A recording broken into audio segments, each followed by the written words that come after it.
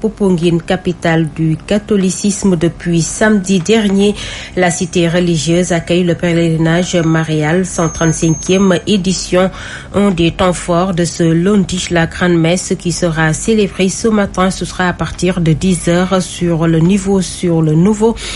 le site du nouveau sanctuaire construit dans le cadre du programme de modernisation des cités religieuses. Il sera présidé par Paul Abel Mamba Diatta, évêque de Tambacounda, le diocèse de Tambacounda, qui d'ailleurs est à l'honneur de cette année.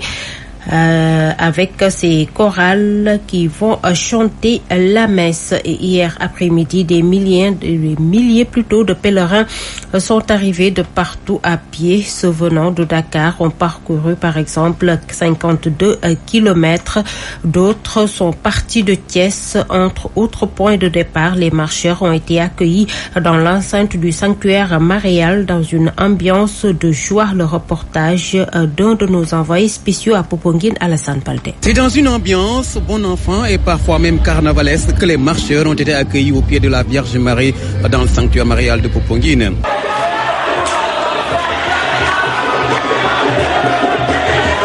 Des visages marqués après 52 kilomètres de marche. Pour autant, plus que de la joie se lit sur le visage de ces milliers de jeunes chrétiens qui ont sacrifié à cette tradition. Nos cœurs étaient remplis, on était dans la joie, on était contents. C'était bien d'Al. Ça donne une joie à l'intérieur de nous. Parmi eux, des jeunes filles qui ont vécu pour la première fois leur expérience. C'était difficile, mais on a assuré.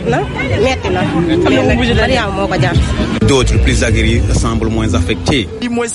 Ouais, 5e fois. ñaan nañ yàlla sant nañ yàlla daal dox bi méttiwul moom ndax ay jeunes lañ ay boy lañ ci kii de gis nañ ci suñu kii de bopp.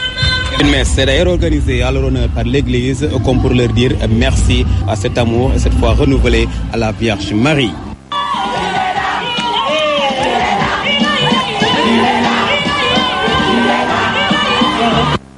Alassane Baldé, la marche vers Popenguine est une démarche de foi, explique l'aumônier coordonnateur du SICOMAC, comité interdiocésain de coordination de la marche du pèlerinage. Les fidèles démontrent ainsi leur foi en Dieu, mais surtout leur amour pour la Vierge Marie. Abbé Alfred Walissar, que nous suivons. L'effort que les marcheurs font, voilà, ils acceptent la chaleur, ils acceptent la poussière, ils acceptent la fatigue, ils acceptent la soif, ils acceptent le sommeil. Tout ça là, c'est pour prouver à Dieu qu'ils l'aiment de tout leur cœur. Le sens de la marche, c'est une démarche d'amour. C'est une démarche d'amour, c'est une preuve d'amour à notre Dieu et à notre mère, la Vierge Marie.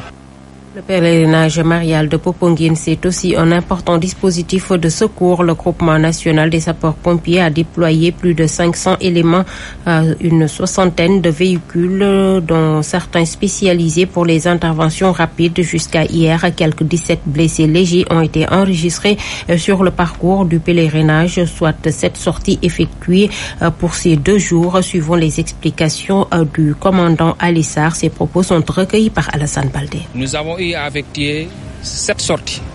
Ces 7 sorties ont occasionné 17 victimes et toutes ces victimes ont été assistées et traitées. On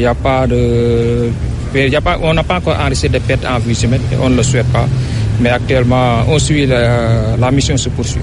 Au niveau des axes, tous les axes qui mènent vers Popenguine, on a mis là-bas un dispositif. En ce qui concerne les marcheurs, également, nous avons engagé 150 gradés et sapeurs et 20 engins qui sont en train d'encadrer les marcheurs. Nous avons engagé des moyens, des motos d'intervention rapide, c'est-à-dire des murs, des contraintes de mobilité. Ces moyens peuvent déplacer avant l'arrivée des autres engins qui sont engagés. Une fois sur les lieux, ça permet de vraiment gagner des délais d'intervention avant l'arrivée des secours. Et rappelons que le pèlerinage marial de Popenguine a lieu au lendemain de la fête de Pentecôte, une solennité catholique qui célèbre la descente de l'Esprit Saint sur les apôtres de Jésus, ce qui marque le début de leur mission d'évangélisation à travers le monde.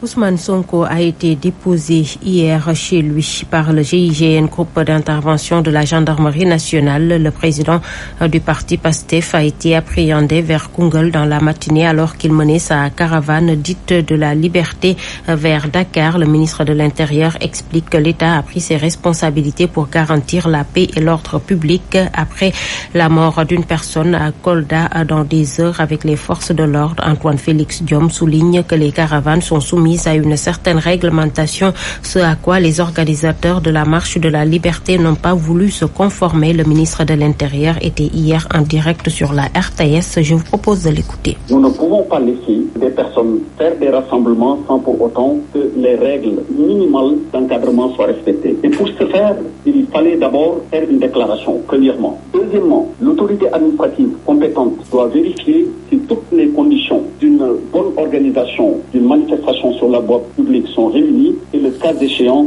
l'autorité. Et troisièmement, il faudrait, dans le cadre d'une enquête administrative, que le déclarant lui-même veille à ce qu'il n'y ait pas de trouble à l'ordre public. Malheureusement, on a vu les militants du PASTEF ou bien leurs leaders persister dans cette voie. Et on a vu les conséquences que cela a entraîné. Il y a eu mort d'homme à Kolda. Est-ce que l'État va rester les bras croisés pour constater des morts ou bien des blessés, des pillages ou des dégradations de biens appartenant à l'État ou bien appartenant à des privés? Mais la réponse ne peut être que négative. Et dans ces conditions, précisément, cette décision a été prise qu'il y a une intention de faire une procession que nous mettions un terme dans les formes appropriées. Et on a pu, de ce fait, encadrer le leader du PASTEF jusqu'à son domicile où il a été déposé. Autre leader, le président du mouvement Gëm Sa Bopp, Bougane Gueye Dany, était hier dans le département de Kaffrine. Son cortège aurait été attaqué par des hommes supposés partisans du ministre de l'Urbanisme, du Logement et de l'Hygiène, Abdoulaye Seydou Sow. Les faits ont eu lieu alors que Bougane Gueye Dany et ses hommes se ravitaillaient en carburant.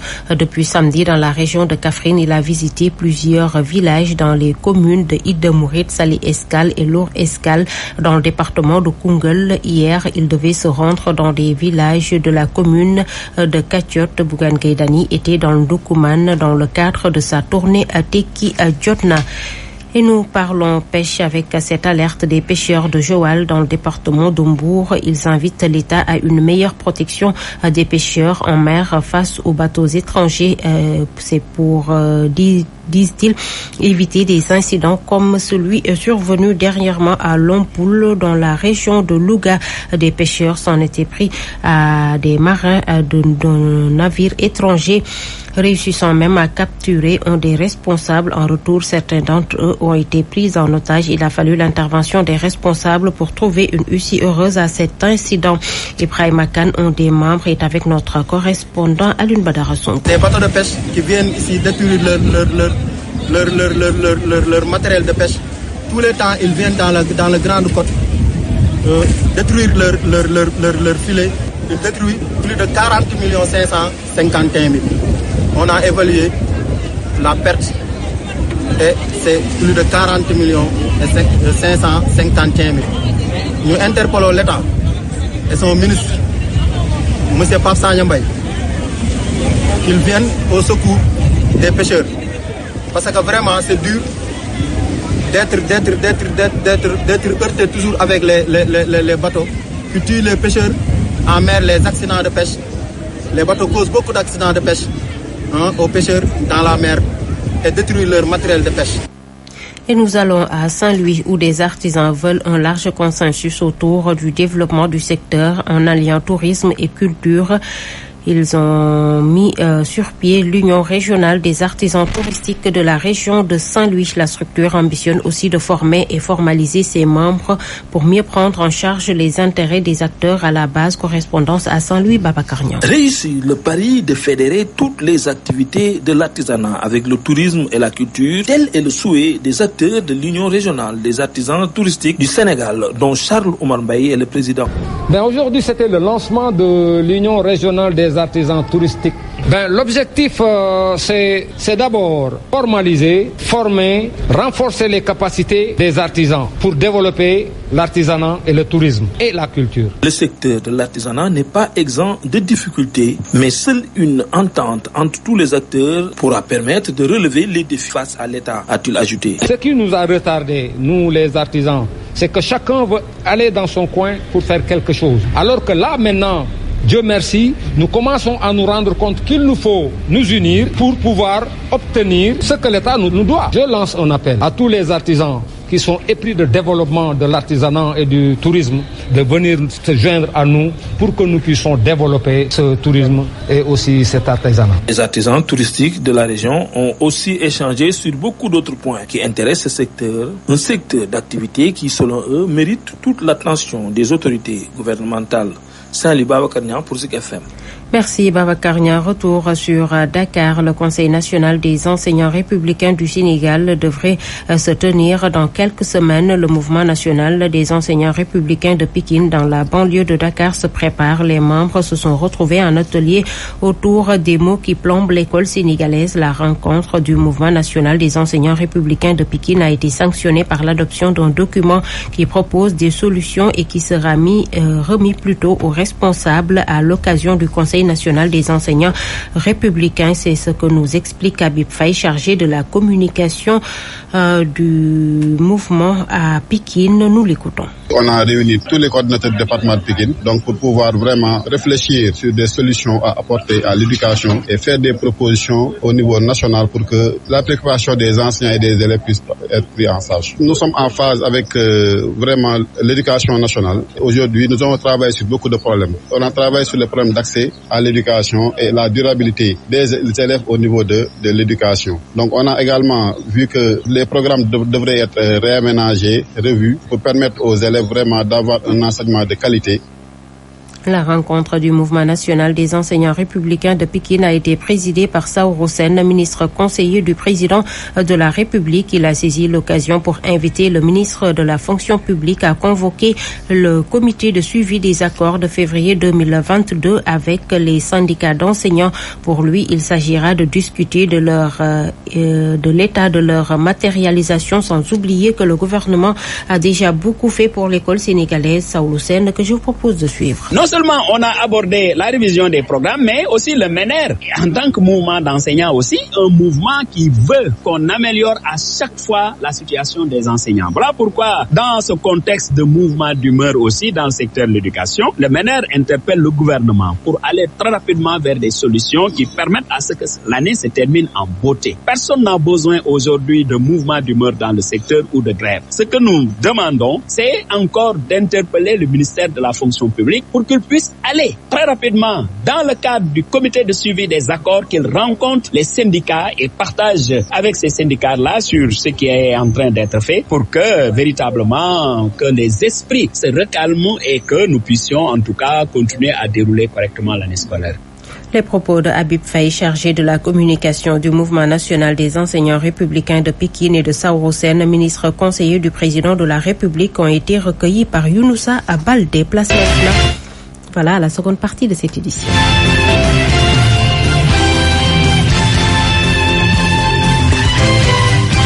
Actu Sport.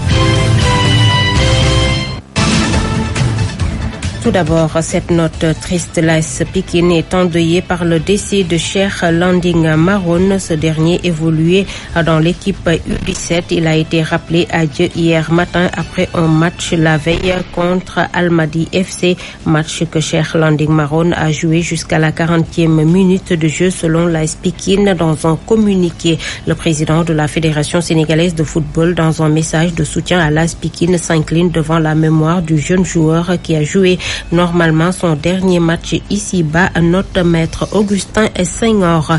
La rencontre entre l'ASAC Ndiambour et le Stade de Mbour, comptant pour les demi-finales de la Coupe de la Ligue hier à Louga, s'est terminée dans la confusion. Des incidents ont éclaté dans les gradins avant que des supporters n'envahissent la pelouse du Stade Albouri Ndiaye à 10 minutes de la fin du temps réglementaire, alors que le Stade de Mbour menait au score 2-1, ce qui a obligé l'arbitre à mettre fin à la rencontre. L'entraîneur du Stade de Mbour, lui, regrette les incidents. Ibrahima Diakhaté est avec notre correspondant Galaye Silla. Bon, on a joué un match, on savait que ça allait être difficile parce que le Ndiambour est sorti d'une très bonne dynamique. Il a gagné l'AS Pikine et le Jaraaf la semaine passée. Donc, ils étaient dans une bonne dynamique, ce qu'il a fallu. Ils pensaient que ça va être facile contre nous. Et nous, on a de jeunes joueurs qui n'ont pas assez d'expérience, mais de jeunes joueurs. Bon, ils ne s'y attendaient même pas. Donc, en premier mi-temps, sur une faute hasardeuse, sur une faute défensive, on a pu encaisser un but. Donc, en deuxième mi-temps, quand on a rectifié, on a mis des changements. C'est là que la situation a changé. On a fini par égaliser et marquer un deuxième but. Non. Dans le jeu, il n'y avait pas de problème. Il y avait du fair play au jeu. Mais donc, l'histoire, le problème, c'est venu des gradins. Donc, ce qui a fait que, je peux dire, ils ont gâché le spectacle et la fête. En tout cas, c'est décevant. Je lance un appel que le Sénégal doit éviter ces genres parce qu'on est maintenant dans une... Hassan Diallo, entraîneur de l'ASAC Ndiambour, lui également se dit déçu de l'issue de cette rencontre. Nous l'écoutons toujours au micro de Galaye Silla. Il y avait de la place pour passer aujourd'hui, vraiment. On maîtrisait le match en premier mi-temps, en deuxième mi-temps aussi. Je l'ai dit, on pouvait tuer le match. Il y a eu cette erreur du gardien qui a payé cash. Les gosses n'ont pas su revenir et Mour a marqué son deuxième but. On a fait une coaching pour mettre l'immonde offensivement, mais malheureusement les incidents sont venus. Moi je savais que ce match n'était pas fini. Ça c'était clair à mon niveau, parce qu'on pouvait bien et bien revenir dans ce match. Parce que le niveau n'est pas costaud. Une dizaine de minutes plus le temps additionnel. Donc c'était possible. Regardez, hier, Tengued a gagné en prolongation. Il y a beaucoup de rebondissements dans un match de football. La durée d'un match de football est très compliquée. C'est pas parce qu'on était mené que le match était fini. Sur la pelouse, il n'y a aucun problème. Le match était correct. L'arbitre maîtrisait son sujet. Bon, c'était très dur. Match de coupe, demi-finale de coupe. Mais les incidents, c'est au niveau des gradins. Bon, les 22 acteurs n'ont rien à voir sur ce match. J'ai des pierres de part et d'autre, les gardiens. Mais je ne peux pas me prononcer parce que j'ai des conseils. Hassan Diallo, entraîneur de l'ASAC Ndiambour, était avec Galaye Silla. En bref, Sénégal-Brésil, c'est officiel. La rencontre amicale aura lieu le 20 juin prochain. Les fédérations des deux pays ont finalement trouvé un accord. La rencontre est prévue au stade José Alvalade du Sporting à Portugal. Il s'agira de la deuxième confrontation entre le Sénégal et le Brésil après celle disputée le 10 octobre 2019 à Singapour et qui s'est soldée par un match nul, un but à partout. Et ce sont ces notes de sport qui mettent fin à ce rendez-vous d'information.